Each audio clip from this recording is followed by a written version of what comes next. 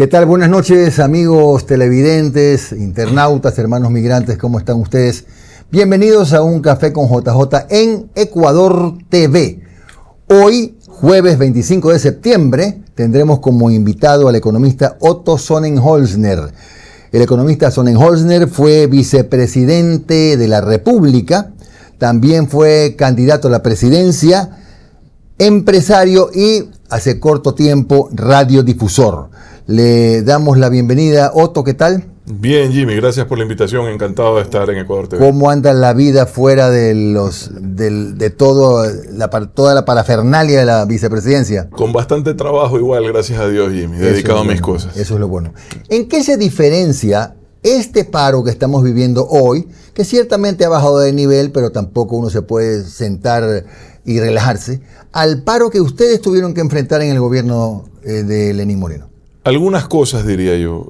La principal es que ya el país viene hablando al menos 6 años de este tema de los subsidios a los combustibles y veo con buenos ojos que cada vez más personas asimilan esta discusión y comprenden que, si bien es cierto existe una afectación, un impacto de la medida, también tienen claro que no ha servido para mayor cosa en 50 años y que deberíamos a estas alturas tener la capacidad como sociedad de encontrar mejor destino para esos recursos. Eso es una gran diferencia.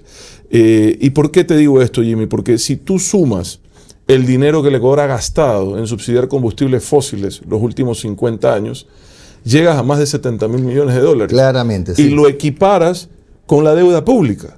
Entonces, en resumen, nuestro país ha sido un país que toma deuda para subsidiar combustibles fósiles. La pregunta que nos tenemos que hacer, en mi opinión, es: ¿sería nuestro país un mejor país si esos 70.000 millones, 80.000 millones de dólares hubiesen sido invertidos en infraestructura, en desarrollo rural, en educación, en salud, en vez de haber sido gastados en quemar diésel? Esa es una pregunta que nos tenemos que hacer con honestidad.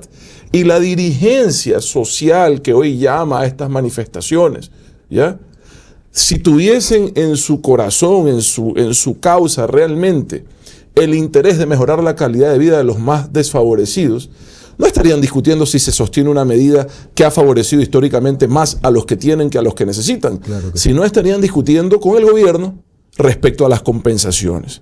Y ahí déjame marcar la segunda diferencia, Claro, que es ¿cómo fundamental, que la voy a separar en dos partes. La primera es que el momento político del presidente Noboa es bastante mejor que el momento político cuando en el gobierno del cual yo fui parte tomamos esa decisión que sabíamos que era impopular. Puntualmente, ¿en qué es mejor momento? En dos cosas. Él acaba de ganar una elección con contundencia hace pocos meses. Sus niveles de aceptación son significativamente mejores que los que eran del gobierno en el 2019.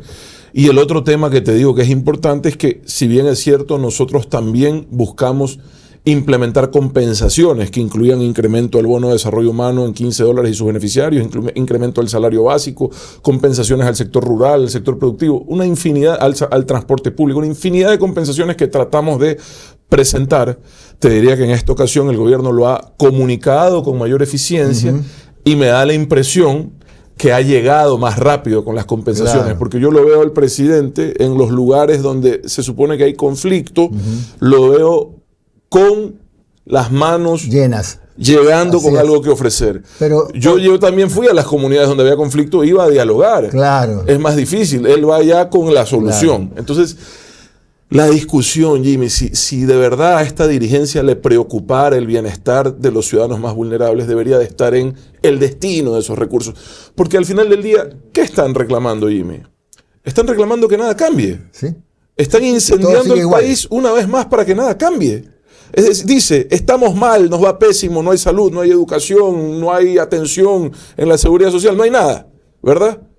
Pero salimos a incendiar las calles para que sigamos así. No hace sentido, pues, Jimmy. Entonces, evidentemente, a mí eso me levanta sospechas. Claro, pero Otto, entonces, aunque ya hay un poco llover sobre mojado, les fallaron los cálculos a ustedes, los tiempos, porque tuvieron a lo mejor que prepararse para esta reacción respondiendo como lo ha hecho ahora Noboa, ¿no? Fallaron los tiempos en términos de poder comunicar adecuadamente y poder llegar rápidamente con lo ofrecido. Pero luego se corrigió. y en el mismo mes de octubre del 2019 emprendí una cruzada prácticamente con otros ministros y otros miembros del gobierno de visitar todas las comunidades de donde habían salido los manifestantes y hablar directamente con ellos, sin la intermediación de estos dirigentes que tienen otros intereses detrás del llamado a movilizarse. Tienen intereses personales, electorales, económicos, no tienen en ningún caso, salvo honrosas excepciones, realmente en su interés mejorar la calidad de vida de la gente, porque si no la discusión fuese la del destino de los recursos, que fue la discusión que tuvimos con las comunidades, ¿ya? En Cangao, en Tigua, en Peguche, en El Galpón, en tantas comunidades a las que fuimos, docenas de comunidades, hablamos directamente con la gente, no para ir a confrontar, no para ir a generar caos, sino para irlos a escuchar, sin esa mala intermediación. Y luego pudimos implementar el sistema de bandas, Jimmy, que le permitió al país liberar un rubro significativo de subsidios a los combustibles en alrededor de un año que estuvo vigente, porque después el presidente Lasso en octubre del 2021 congeló esa medida. A pesar de aquello le hicieron el paro, 6 meses después, para que veas que lo de los combustibles nunca es la causa, sino la excusa. ¿Y qué pasó en 2020? Porque esto es importante decirlo. ¿Qué pasó con el dinero que se logró liberar de subsidios? Se utilizó todo, hasta el último centavo, en las compensaciones en pandemia para la gente que no tenía qué comer. Se entregaron meses de bonos de emergencia de más de $120 a decenas, si no centenas de miles de familias, que si no tomábamos la decisión de las bandas de los combustibles, no hubiésemos tenido cómo hacer llegar ese dinero a quien lo necesita. Claro. Así ocurrió. Esa es la realidad. Ahora, esa debería de ser la discusión. La gente dice, si no hay medicina en los hospitales, bueno, ¿sabe qué? Forcen un fondo para que un porcentaje de la eliminación del subsidio garantice la compra de medicina. Claro, porque el problema es ese, sí, efectivamente, y coincidimos. Estábamos en la mañana en un café con JJ analizando un tema. Importamos el 90% del diésel, no podemos ni producir. Una nueva refinería cuesta $4.000 millones y por supuesto a algunos se les eriza la piel. Pero si hemos votado $70.000 millones, resulta como llamativo que ese sea el tema de discusión, si hemos votado a la basura $70.000 millones. Jimmy, tantas cosas en las que se podrían haber utilizado mejor esos recursos. La lista es infinita. Yo me niego a creer que no hay más capacidad, más honestidad intelectual, más sinceridad ideológica en proponer un verdadero destino a esos recursos, porque ahora la otra muletilla es: esto es una decisión neoliberal de derecha. No conozco un país socialista o socialdemócrata, con la excepción de Venezuela, en donde evidentemente ha fracasado la medida, que tenga niveles de subsidios como los que tiene el Ecuador. Todos dicen admirar los modelos socialdemócratas o socialistas escandinavos de los países nórdicos. ¿Usted ha visto cuánto cuesta la gasolina en Noruega, que es un mega productor de gas y de petróleo? No, la gasolina en todas partes es $8 el galón. ¿Sabe por qué?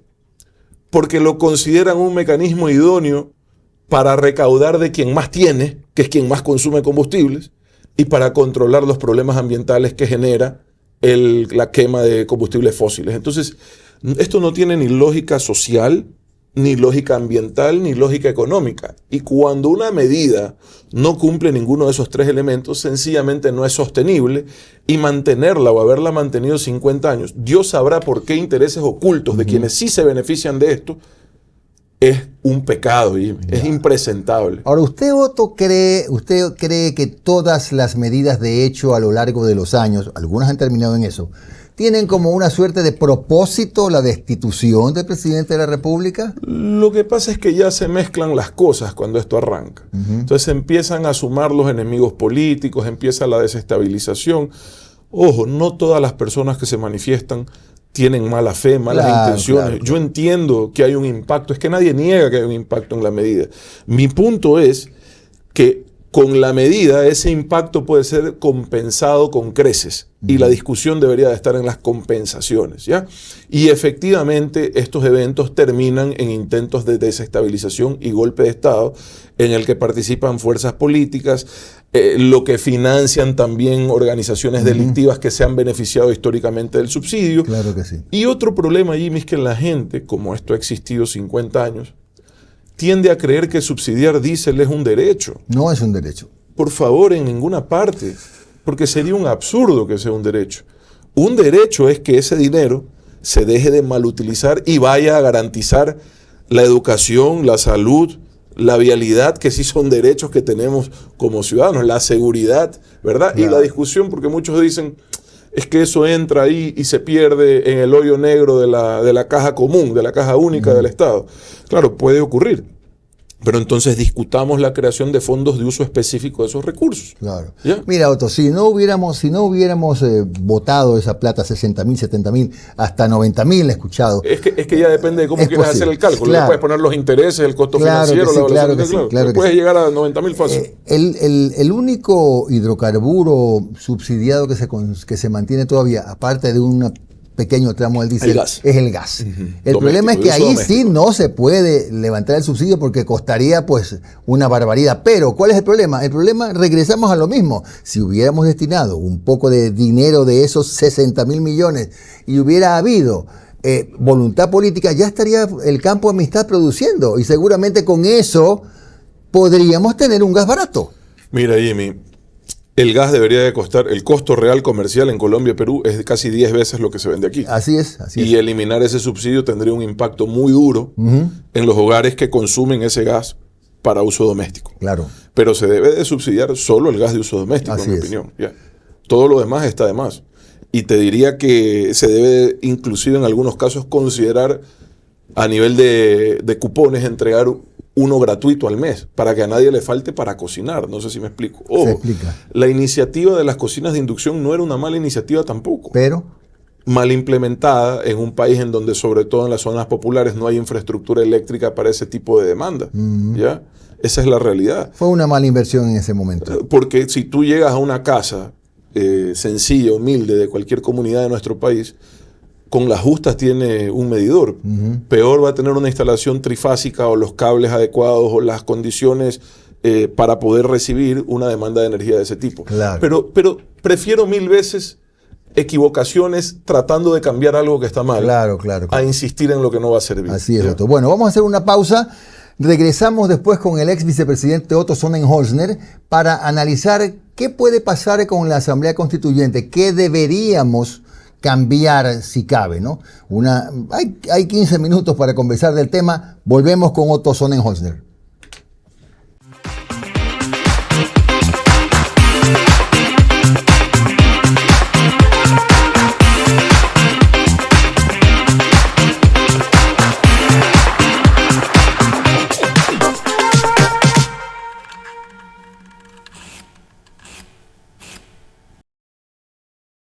Regresamos en Ecuador TV, un café con JJ, con el ex vicepresidente economista Otto Sonnenholzner.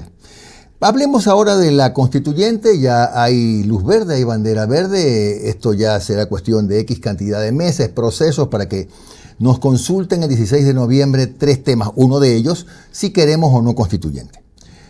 Esa es la pregunta, Otto. ¿Qué deberíamos aspirar de una nueva constituyente? Más allá de que yo siempre dejo a salvo un tema. Siempre me pareció, yo impulsé en su momento el voto nulo, siempre me pareció con demasiadas normativas. Era una constitución que se metía en todas las endijas. Pregunto, ¿qué le hace falta a la próxima constitución para que no parezca plan de gobierno? Claro, coincido con esa apreciación, Jimmy. Efectivamente, uno no puede tener una constitución que esté ajustada a un proyecto político, porque los partidos cambian en las elecciones y las constituciones deberían de tener la capacidad de darle un marco institucional al país, al Estado, independientemente de la ideología o la tendencia del gobernante. Esa es mi opinión. Entonces, la Constitución debe de garantizar derechos, sin duda, los derechos humanos más fundamentales y los derechos en los cuales el Ecuador existe consenso, en mi opinión, independientemente de a quién le preguntes. El derecho a la gratuidad de la educación y la salud, por ejemplo, para mí son derechos en los cuales existe un consenso nacional. Ahí no puede haber regresión de ninguna naturaleza. Me da la impresión, corrígeme si estoy equivocado, y tú que has entrevistado a casi todos los líderes políticos del país, creo que ahí hay un consenso. Total. ¿Verdad? Total. Entonces, esos consensos hay que reforzarlos, hay que garantizarlos, hay que fortalecerlos, porque sobre los consensos es que se construye país. Pero también creo que una constituyente o un llamado a una constituyente no puede ser un salto al vacío.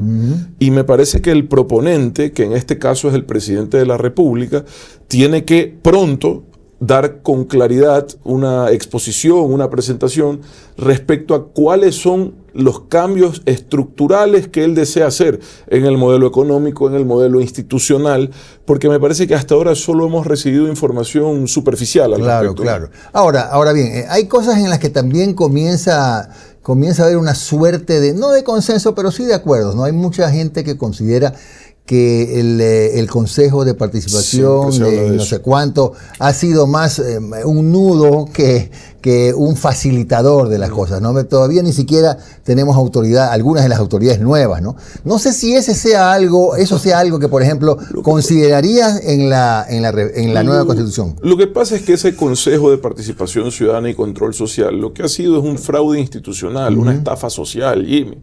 Porque de ciudadano lo único que tuvo fue el membrete.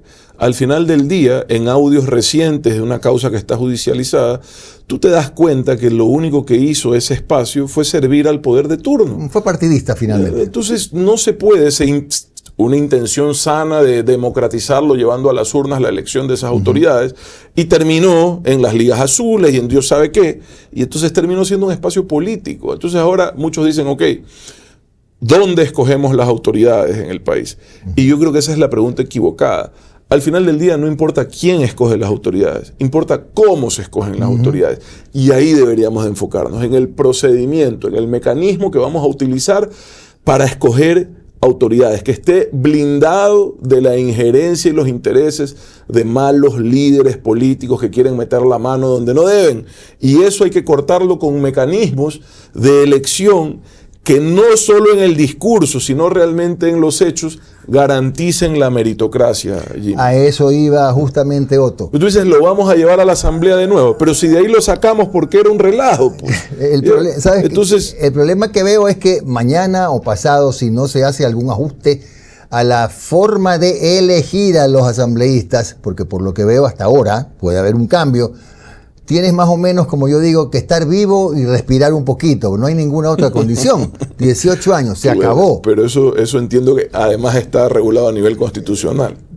Te la doy, Otto. Sí. Pero yo estoy de acuerdo contigo. Yo creo que debe haber una base, aunque sea no digo de profesión, pero sí de experiencia, para que la gente que vaya... Y mira que un amigo en común alguna vez me dijo, la experiencia no es un tema de edad, sino de trayectoria. Tú puedes ser joven y haber tenido una trayectoria importante. Claro. Tiene razón. Pero claro, Jimmy, también a veces nos quieren vender la juventud como si fuera una virtud. Que tampoco es tan cierto. No, Jimmy, la juventud es una oportunidad para hacer las cosas mejor de lo que se vienen haciendo. Porque si tú eres joven y vas a repetir las mismas viejas y malas prácticas de siempre, de nada te sirvió haber nacido unos años después, ¿verdad? Entonces, creo que el desafío es en todo, en la participación política, poder tener una vara un poquito más alta y sobre todo que la gente correcta, la gente preparada, se anime a meterse en política. Jimmy, tú sabes lo difícil que es dar un paso al frente y participar en política cuando tienes tu camino profesional, cuando tienes tu vida con éxito laboral. Es difícil dejarlo uno para ir a lo otro, ¿verdad? Yo en lo personal no me arrepiento de haberlo hecho, pero reconozco que es un camino complicado. Es que si no está normada la llamada meritocracia, habría que confiar en que los partidos políticos hagan un examen de conciencia y de responsabilidad y que escojan. Yo sé que es muy difícil, pero es que no quedaría otro remedio. Si eso no se regula en la normativa, en el reglamento de la Asamblea, tendrán que hacerlo los partidos. Tendrán los partidos no sé cómo decirlo, pero la decisión de escoger no al amigo o al que más lo ha acompañado, al que le conteste el teléfono. El que más seguidores tiene en redes sociales. Exactamente, sino a alguien que verdaderamente vaya a aportar a la constituyente. A ver, Jimmy, pero primero tendríamos que tener partidos.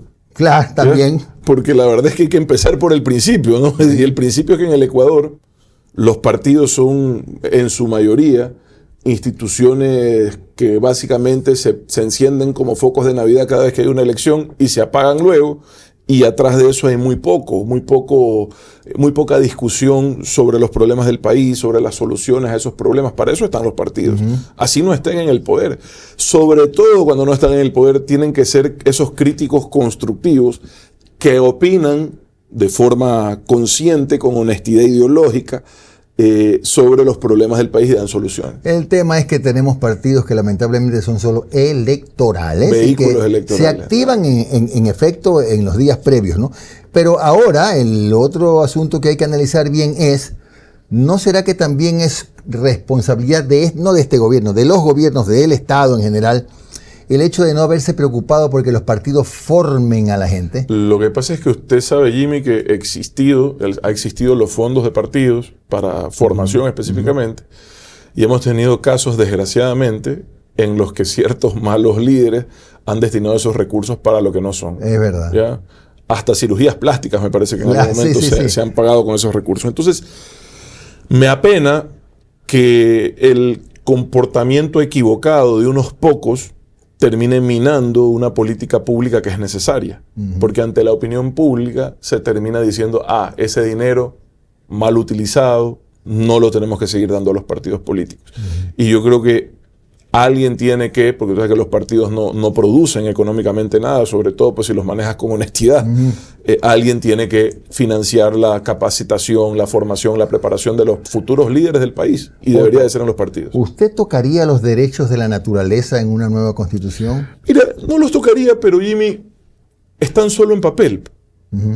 Porque si tú te pones a ver, con esta constitución vigente, el desastre ambiental de la minería ilegal ha tomado cuerpo en el Ecuador. Y yo que recorro el país por trabajo, a mí me da tristeza ir a Zamora Chinchipe, por ejemplo. Me da tristeza. Es una devastación total. En Napo, 3/4 partes de lo mismo. Ponce Enrique, en el límite de Azuay. Pero en cambio hay distribuidoras de tractores y todo que están repletas de maquinaria, ¿no? Pero entonces, ese es el negocio. Pero entonces, Jimmy, independientemente del negocio, ¿dónde está la garantía de los derechos de la naturaleza? Y cuando quieres hacer un proyecto de minería formal que respeta la ley en el Ecuador, no te dejan hacerlo. Y el otro problema, entonces, Otto, no sé si... Y perdóname, ahí vas a entender por qué no te lo dejan hacer. Porque donde hay un proyecto de minería formal, salvo honrosas excepciones, donde creo que no se debe hacer, ya porque son zonas sensibles, pero donde se pone un proyecto de minería formal, se acaba pues la minería ilegal.